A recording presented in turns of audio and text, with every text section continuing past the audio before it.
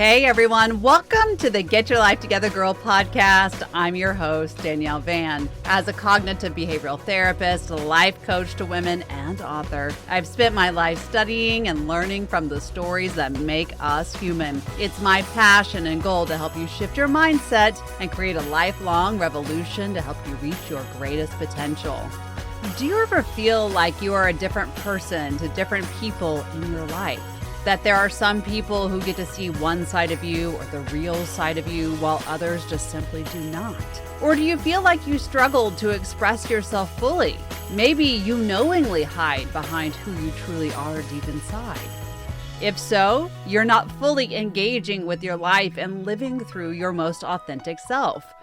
Many women are on a quest to live a more authentic life, yet to do so, you must be clear about what being authentic means to you. This week, we're taking a one-on-one deep dive into authenticity, what it means to be authentic, how it's built, things that keep us away from it, and then I'm going to hand you 8 strategies that you can use today to start living and trusting yourself and others with the truest version of you.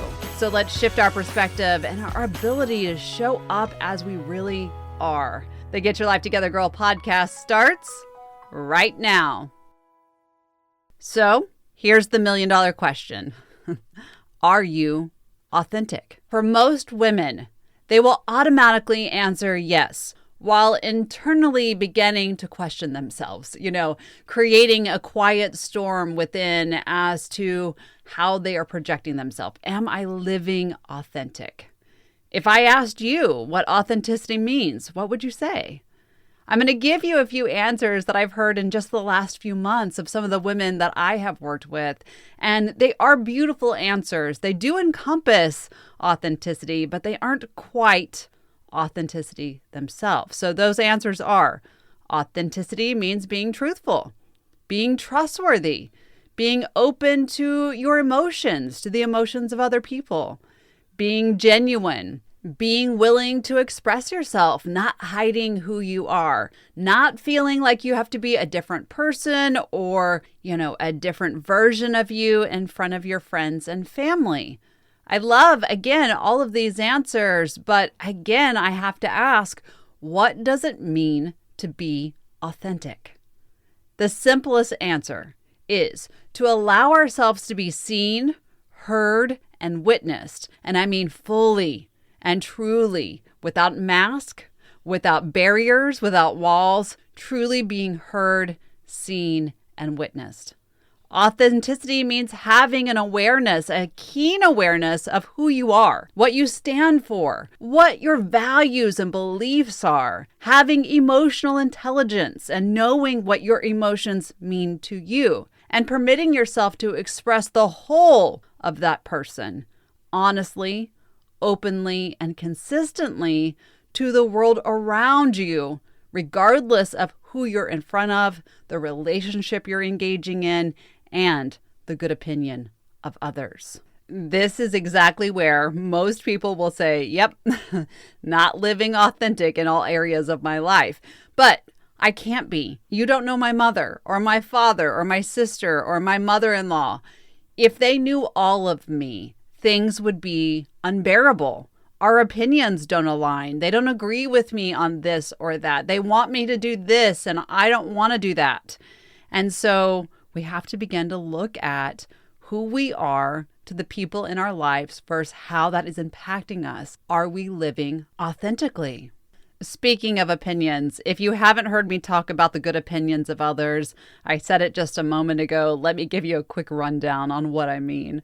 What is an opinion, right? It's a thought that we have practiced enough that we hold truth behind it. Often we hand over opinions in the form of, quote, advice, right? I'm just trying to help you out. But really what this boils down to is, this is what I would do if I were in your situation.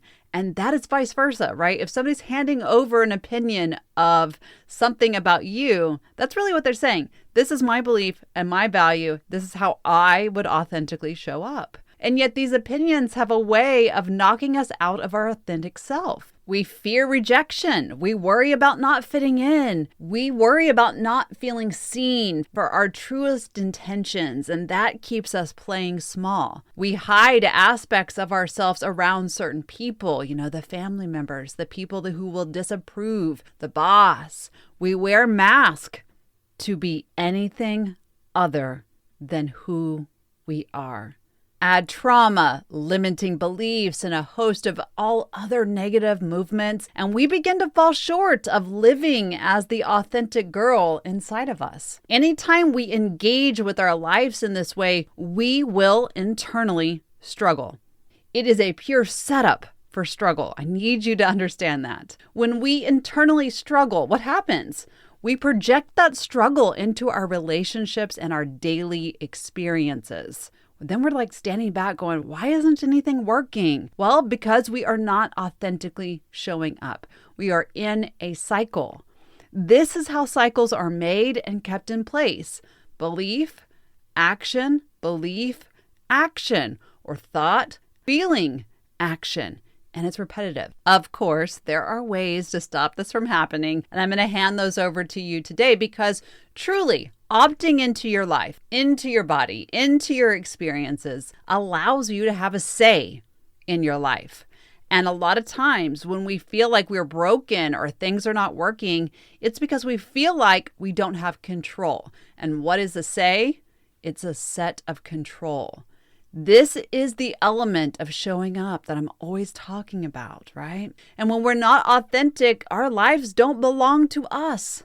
They belong to those experiences, opinions, the demands of others, and those expectations of those family members, of the boss, of the friends that keeps us wearing the mask. One of the most beautiful quotes that I use as a reminder of all of this to myself and for others is by Ralph Waldo Emerson.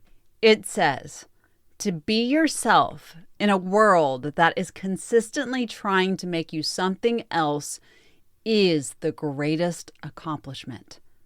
Sit with that for just a moment. To be yourself in a world that is constantly trying to make you something else is the greatest accomplishment. It doesn't say a great accomplishment. It says the greatest accomplishment. When we are authentic, when we live in the alignment of mind, body, and soul, and I'll throw in purpose too, beautiful things happen. It is the greatest accomplishment. This quote goes hand in hand with another quote that I often think about, and that is, "As you think, so shall you be." These two quotes literally define authenticity. So let's go deeper into another layer of authenticity before we chat about why we often give up our authenticity in favor of others.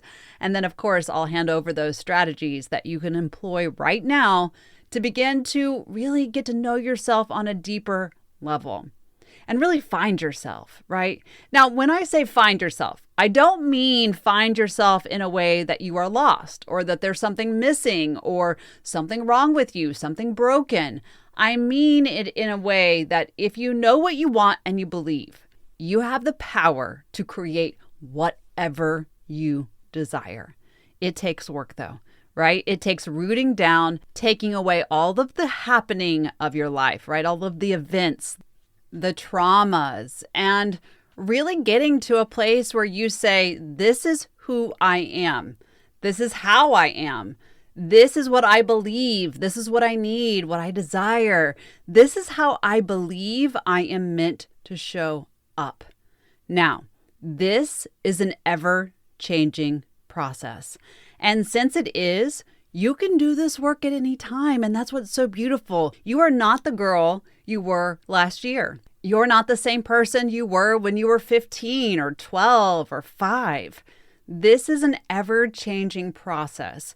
When we look at our values and our beliefs, we have to check in with the alignment of our authenticity. So don't say, I'm this way or that way, and that's the way it's always going to be, because that's not the truth. If you have a desire to be more connected into your life, you are seeking alignment and authenticity.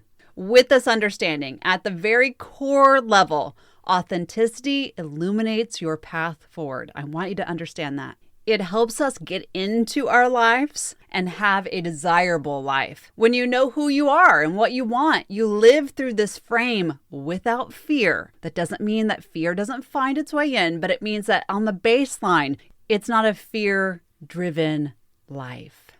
So important. When we are outside of that behavior, when we're outside of that mindset, we can make decisions aligned with this beautiful identity of our core values, of who you really are inside. You build a life through a standard of meaning and joy. And of course, this sounds a lot easier said than done. Of course, because at the baseline of all of that is vulnerability.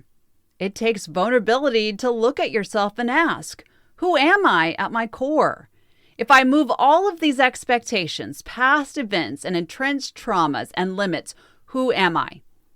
There's a deep act of vulnerability when we speak our opinions in honesty, of course, in a healthy way, regardless of how that may rub against or clash with someone we are in a relationship with or who we want to like us. It takes vulnerability to make decisions that align with our mind, body, soul, and our needs.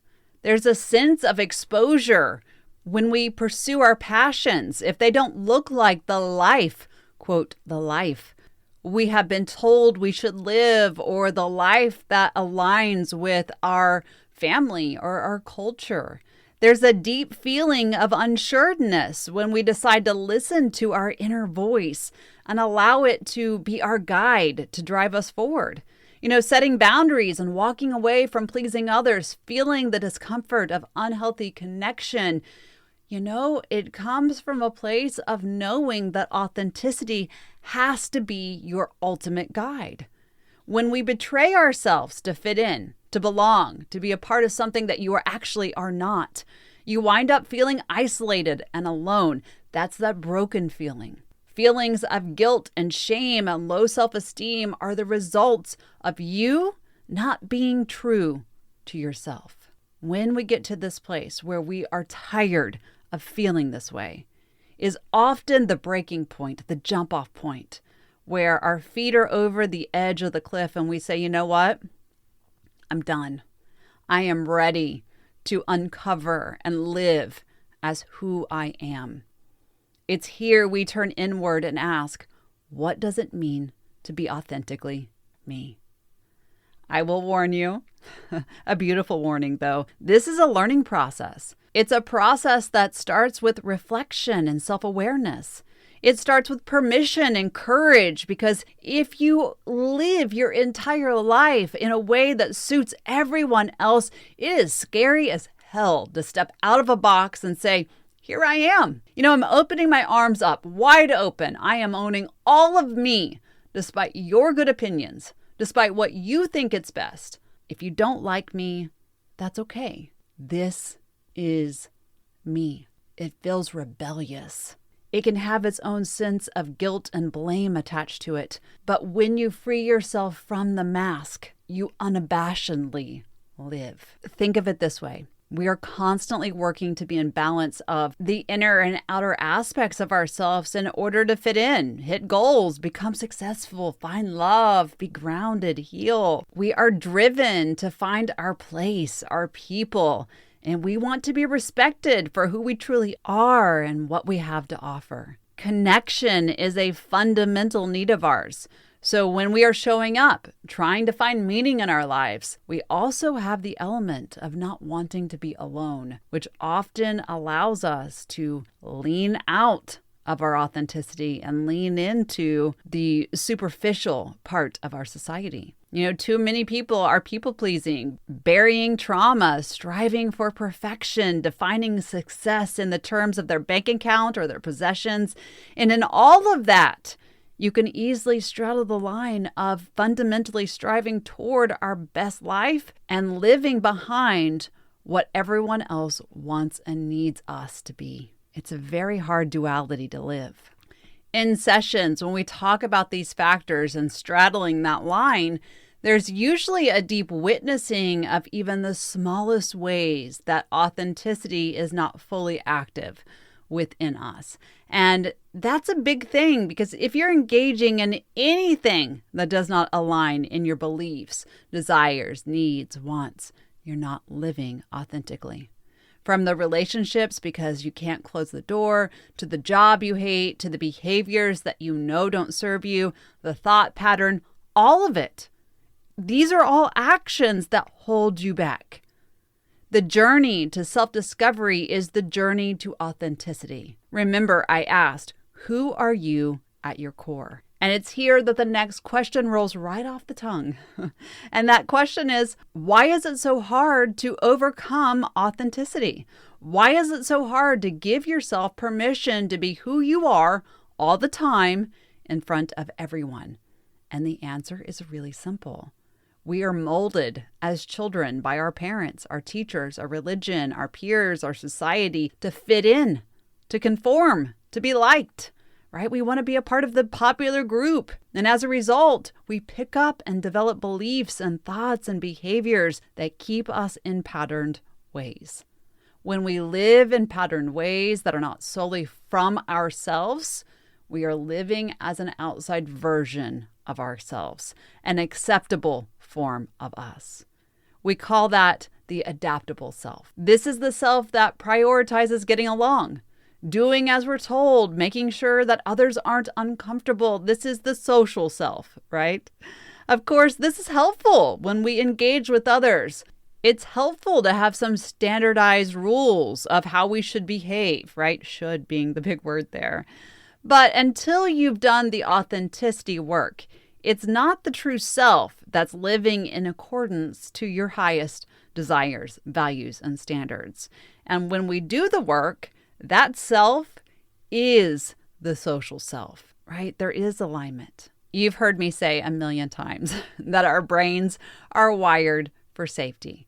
As we grow up, we are generally told on repeat how unsafe the world is for us.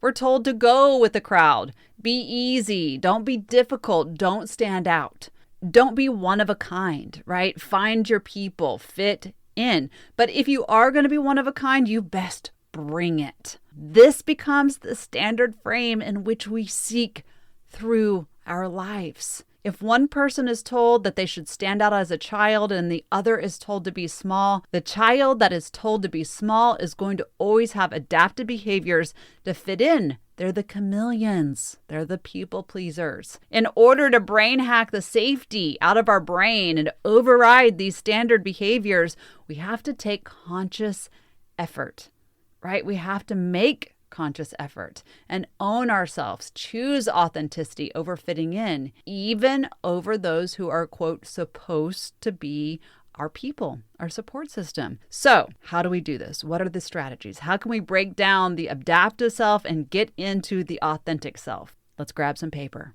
It's time to take some notes. If you're driving or you're out for a run, check out the show notes of this episode so you can see exactly where each of these strategies hit in the episode so you can return to them easily.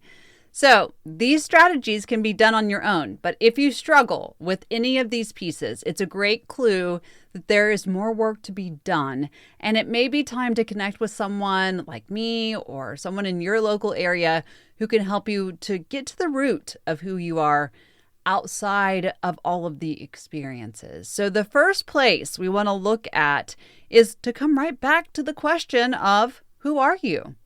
Whether it seems like it or not, it is sometimes really challenging to think about that sort of elusive question, who am I? But it can begin by starting with, what do I like and what do I dislike? This is really a very powerful way that we can turn inward. It's an amazing exercise to help us observe ourselves, sort of like the fly on the wall, right? Remember, I told you earlier, a belief, what we like and what we dislike, is a thought that we've practiced so many times to the point that we've locked it into our brain as a metrics to measure our experiences by. So what are your beliefs? What are your likes and dislikes? Get really deep. Some examples of beliefs we are taught but may not actually align with who we are right now tend to sound like, I have to be loved to be happy. It's best to give up my interest to please other people. I'm not respected unless I've achieved something. If people dislike me, I can't be happy. If I'm alone, I'm lonely. I have to be more than other people so that I can be as good as them. I can't trust anyone because they'll hurt me. If people know what I'm really like, they're not going to like me. My happiness depends more on other people than it does myself. I'm basically bad or stupid, ugly, an imposter, lazy, needy, demanding, or this is a big one, I must have control, total control. These are the stories we tell ourselves based on our past, our families, our experiences, to keep ourselves safe from anything that may harm us. It trashes our ability to show up, to live purposefully, and to thrive in our truest self. Positive core beliefs would be like, I am lovable. I am not lonely if I am alone. I am good. The world is a fair place to me. I don't have to have control over everything in my life. I can trust people even if there have been experiences that have shown me that there are untrustworthy people. My happiness depends 100% on me and no one else. Those are positive core beliefs, right? And they feel much different. We have to bring our awareness to our adaptive self-behaviors because all of those negative sentences that I just handed over are really hidden jewels to keep us safe. You know, I failed that one time. My parents brought it up to me, and they're right. I'm not good enough. You can never actually live authentically if that is the rhythm, if that's the inner conversation that's happening. Are you sure you're not good enough? Ask yourself, what does good enough mean? How do I act or react under pressure? How do I respond to challenges? Do I immediately withdraw and find shame? Because if so, the authentic self is being smothered under the adaptive self-behaviors. As you know what you like and what you don't like, practice noticing if your responses are truly yours or do they belong to someone else? Maybe your father acted that way and you immediately step into those behaviors because that's what you've always known. If these behaviors are not yours, they have met their expiration date. So on your piece of paper, reflect on the aspects of your day-to-day life and notice what is adaptive. What are the things that you do or feel like you should do versus the authentic underlying desire of what you want to do. A really great clue here is by noticing how you feel. The things that feed you in an authentic way will always make you feel fulfilled and happy. Where actions, thoughts, and feelings that are not serving you or your authentic self will be trying. They'll be exhausting. They'll feel negative. They'll even sometimes just feel neutral, that rut in life, right? We're not adding anything to ourselves. We're not giving the brain that little burst of serotonin that it needs to make us feel like we're really fully engaging. The rule is, if it isn't adding to you, it may not be the best for you. As you begin to clue into those likes and dislikes, how you're showing up, how you're responding, you can begin to really label what is authentic and what is inauthentic. I once had a wonderful lady put it in such brilliant terms, so I want to hand those over to you. She had a very trying relationship with her daughter-in-law, and she said this concept really hit home for her when she went to dinner right after a session, and she started to notice this sense of fakeness, this falseness that she was displaying towards her daughter-in-law. She just didn't really like her. She didn't want to hug her. She didn't want to have small talk with her because she just didn't actually care for her as a person. There was no real alignment, but she had always shown up in that way, the hugs, how are you?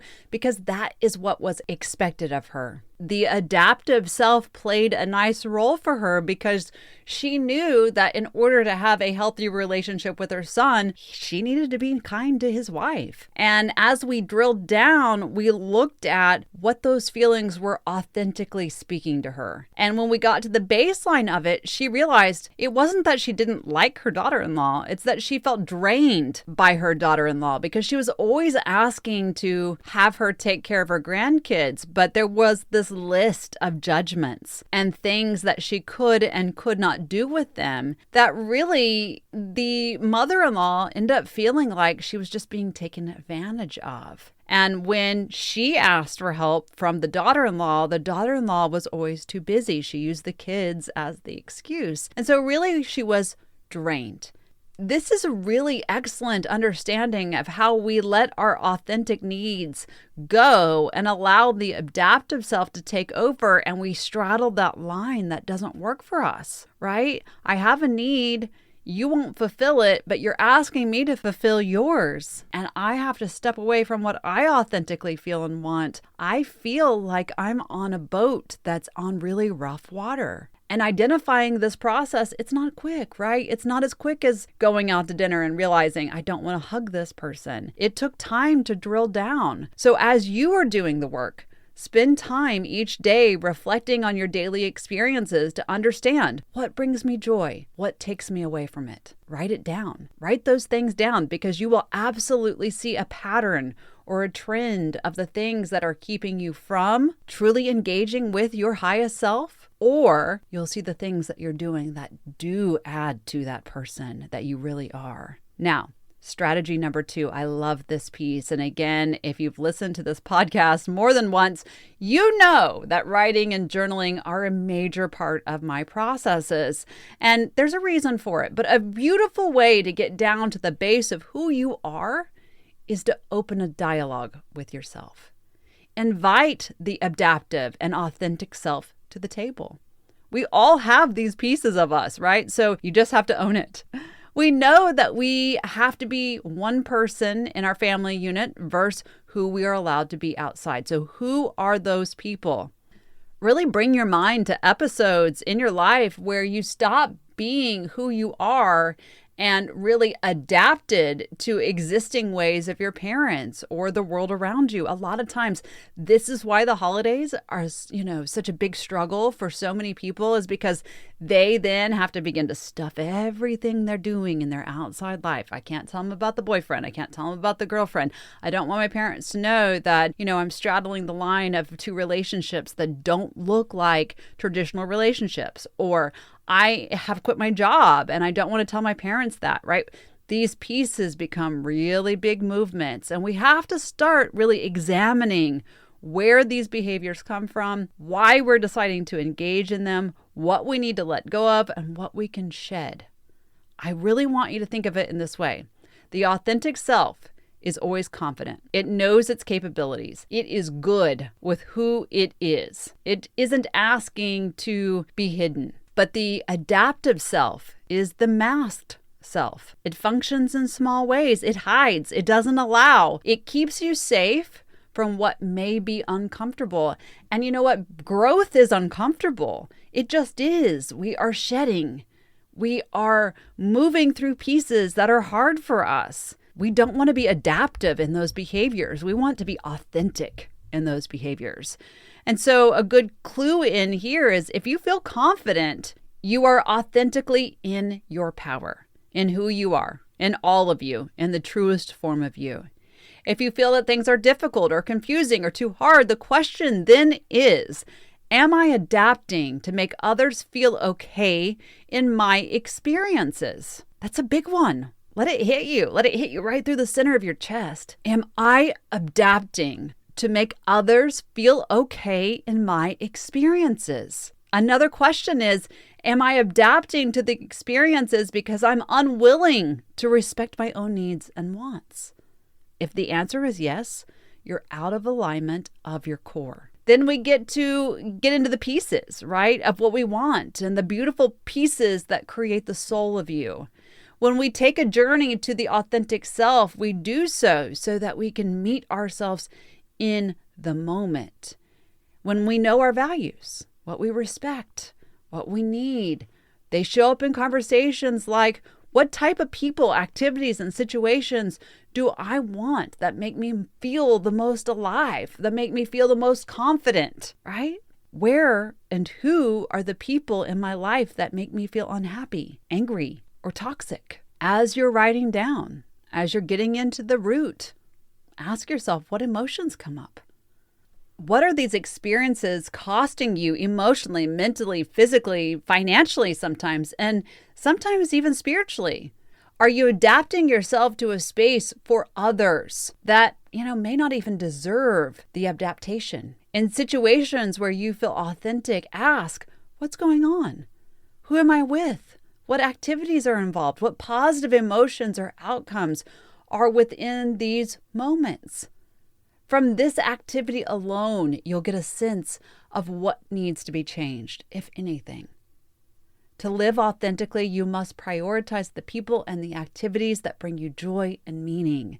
And sometimes you may have to walk away from the unhealthy relationship and the toxic situations if you want to have a greater sense of the self. A lot of people think, well, that's just mean, that's just cruel. But it comes back to, can you authentically be you if everything around you is unhealthy? The answer is no. Within all of this, you need to work on strategy number 3, and that's making a conscious and active decision to live your life in the present. The ability to be present with yourself, to sit with yourself, no matter what's going on around you or who is around you, is essential to authenticity. So many people do not want to be alone. They do not want to have quiet time with themselves. They don't want to go to the movies by themselves. They don't want to sit at the restaurant by themselves. But understand, if you're always distracted by your mental chatter or the external situations around you, you are not aware of your own state of being. The only way that we can really be present in our lives is to be present within ourselves, to be present with ourselves. It's why I teach meditation. It's why I teach journaling. It's why I say that you have to heal in order to progress in your life. This is a daily commitment. You have to be able to sit with yourself, to be with yourself in order to be authentic in your life. Big thing. How do you get there? You make the conscious effort to do it. It's uncomfortable. Sit with yourself for 10 minutes and ask yourself, how am I feeling? Remember that inner dialogue and really begin to open the door to getting to know who you are. And that can feel like coming home to the place that you have always been meant to be. It's a beautiful experience. Strategy number 4. This is a big one. And this is where a lot of people say that maybe you're conceited or you're arrogant or you live from your ego. And this is not a place of that. Authentically owning your gifts is a beautiful thing. It's a beautiful experience. It's something we all must do. We have purpose. When we arrive on this planet, we have multiple purposes, right? And we have gifts that help us move into those purposes, and we must own them. This is so hard for so many women, right? But your gifts are a combination of your unique traits, your personality, your desires, your experiences. They are the essence of what makes you you. If you cannot be authentic, if you reject yourself, you cannot own your talents and your gifts. So get really clear, right? Get clear about what belongs to you. Maybe it's that you are an excellent listener. A lot of times when we talk about talent, we're talking about something that can produce a big result, a financial result. That's not always a talent that we're talking about. Sometimes a talent is, I'm an excellent listener. That's not something that many people are good at. So for you to know this is an active talent of yours means that when you're engaging in a conversation, in a relationship, you're using your authentic nature. So what are your gifts? There's another piece to this, a little caveat too, right? You can't just know them. You have to actually use them and harness them in your life to help you live in your best state of you. And a really good way, again, go to that journaling page and list out not your strengths, but your gifts. I am a great listener. I am really empathetic. I am compassionate. These are gifts. These are talents. These are aspects of your true, authentic self that have to be owned, witnessed, and honored. Strategy number 5 is something that I hope that most people are participating in their lives, especially their adult lives. But, for a lot of people, the truth is difficult. And in order to be authentic, we cannot align with things that we do not believe or falsehoods. And so we have to be able to speak our truth. In doing so, we improve how we communicate. And improving how we communicate can have a big impact on how we live authentically. This is the scientific fact that 9 out of 10 conversations miss the mark when it comes to understanding intention or emotions. So when we're authentically assertive, not aggressive, but assertive, we are able to speak our truth in what we need, want, and desire. This is my intention. Right? This is a big thing. A lot of people will have conversations with someone that means something to them, and then we walk away going, what the hell?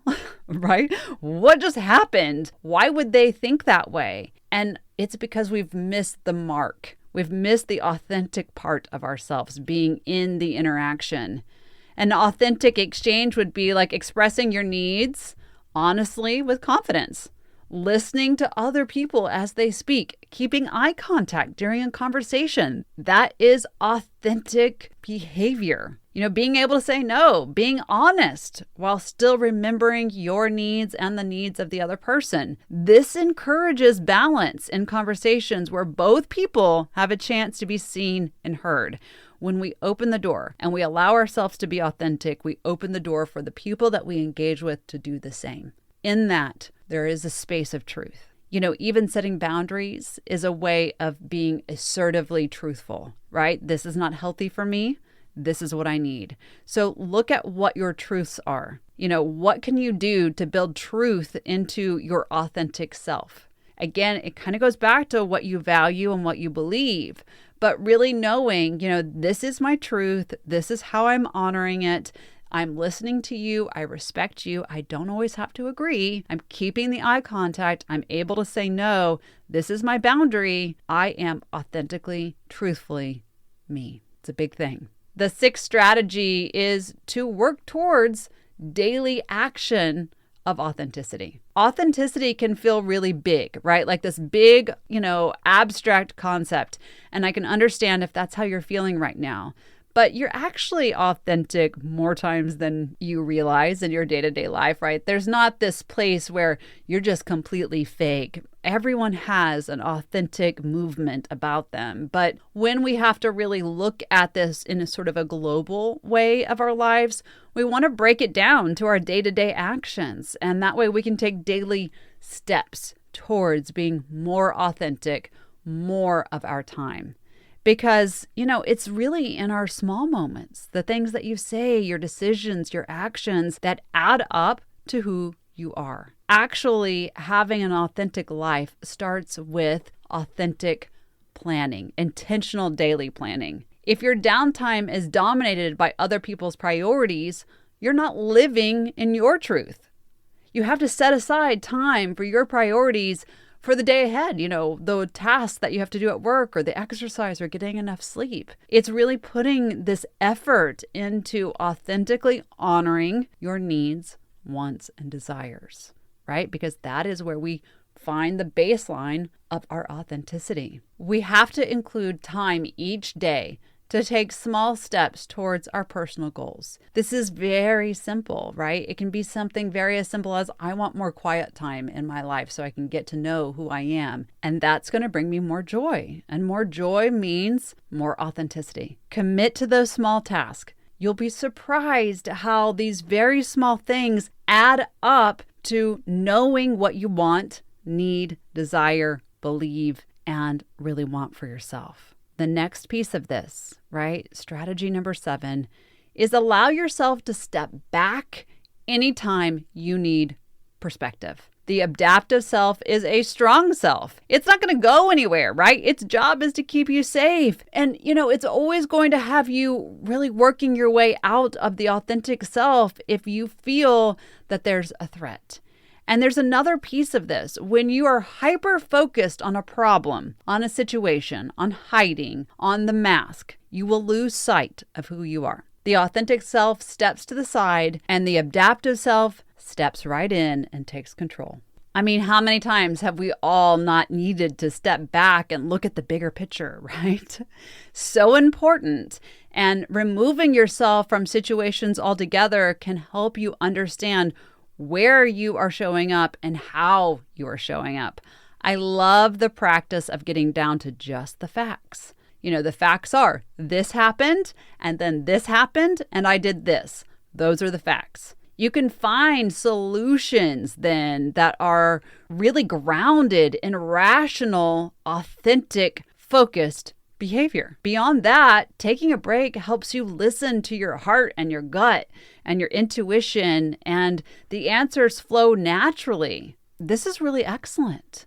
This is a way that we can get to know what we need by not being in the thick of every moment. And a lot of people don't realize that that takes us out of our authentic self, but it 100% does. So if you struggle with that, then know this is a step forward back to that home base. In getting down to just the facts, it's really important to look at the internal and external influences. What's the motivation in the moment? Internal motivations or influences are those drivers or desires that come from deep within. I'm talking about the heart dreams that push you to be a better person and pursue your goals, right?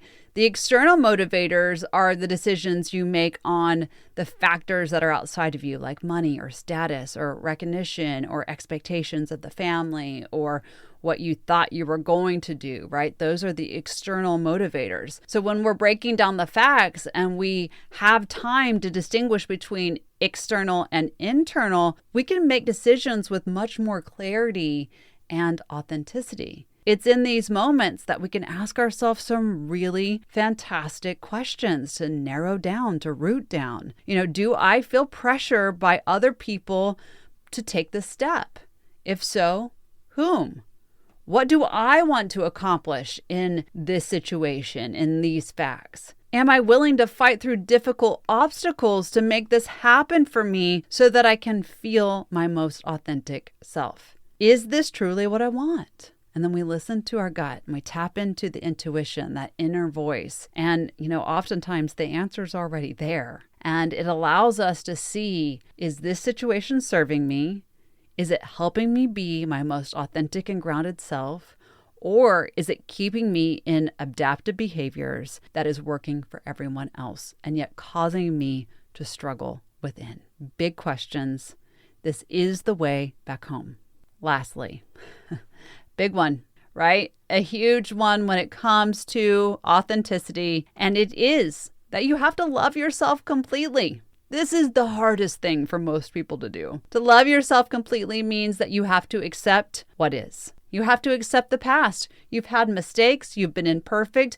There are things you would like to change. And yet, if you use them correctly and live through the authentic self, you can use those things as the driver to the change you would like to create. When you feed your mind with love, when you feed your mind with the emotions, the nourishing thoughts, the feelings of, this is my life, and I'm making decisions for me, as me, with who I am, in a story that works for me, you shift out of living solely for others. It's here that you can build a self-love habit of writing, freehand, to allow the subconscious mind to deliver how you're feeling, what you're noticing, and what's happening within, so that it can be reflected on paper. This is an essential maintenance tool of our authenticity, right? To love ourselves completely does not mean to be, in a place of love that is perfect. We're not perfect. I'm not perfect. You're not perfect. But we can love ourselves how we are. And that is a baseline. And in all of this, This is a strategy, so maybe it's number 9, right? There is this thing that we have to look at, and that is our social support system. And if you already have it, it's not a strategy that you have to really move into. But if you don't have it, then this is your bonus, number 9. One of the most beautiful and joyful aspects of life is having people with whom you can truly be your unfiltered self with. This support system can be anyone, right? Friend, family member, colleague. It can be a professional coach or therapist. This is anyone that allows you to be seen without judgment and allow the walls to come down so that you can show up as you. Flawed, messed up, perceivedly broken, I don't care, right? You as you, where you are today. You have to then prioritize getting together with these people in regular intervals, whether in person or online, because this helps us know more of us. When we feel supported, we're much more likely to give to ourselves and the outside world. These are big. These are excellent strategies to help us get to know who we are, not only today, but the girl we were and the person we were told we should be versus who we showed up as, to where we want to be, to where we are ultimately growing to be.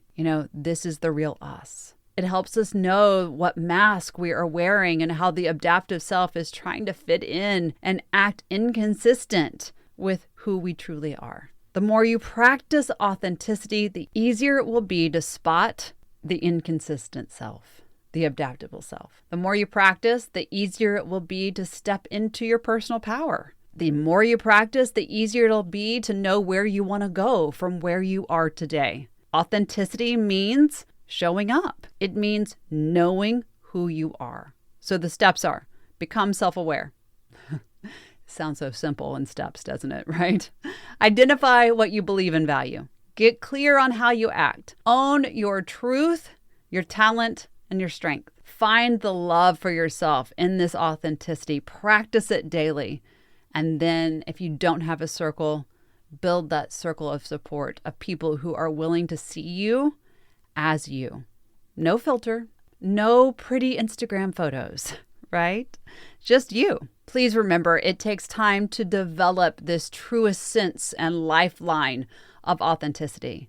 This is the pursuit of you. Think about when you first fall in love or you meet somebody that just kind of takes your breath away. That courting feeling, I just want to be around you. This is that journey. This is valuing your own company. The journey to the safeness, to the confidence, to the self-esteem, to the love, to all of you is a beautiful, wonderful thing.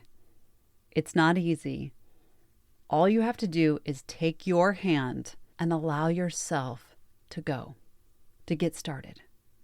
And as you do, continue to monitor yourself. You'll notice when you've veered off from the authentic self. Just welcome yourself back to center and work through whatever it is that's taking you out of the present moment. Soon you'll be able to question your inner conversations. You'll be able to listen, offer yourself what you need, silence that adaptive behavior whenever it's not best serving you, and thrive by showing up just as you are, whether or not that makes other people uncomfortable or not. You deserve to do that, and it is an essential step into getting your life together, girl. Thank you so much for listening to the Get Your Life Together Girl podcast. If you're seeking daily inspiration and additional tools and tips, please follow me on social media at Get Your Life Together Girl on Instagram, Facebook, or TikTok. Or you can visit the show notes, my blog, or the website at GetYourLifeTogetherGirl.com. I also would love to invite you to join the new Get Your Life Together Girl Women's Circle. This is a monthly membership that gives you access to exclusive exercises, practices, tools, monthly live conversations where you can ask questions. There are literally hundreds of practices coming to the circle, and it is a community to support you. It's just $9 a month, and I know that, connection can be complicated. Therapy is not cheap, but this women's circle bridges the gap. Visit the show notes or the website to learn more. Thank you for being a valuable listener in this community. Until next time, be kind to yourself and others.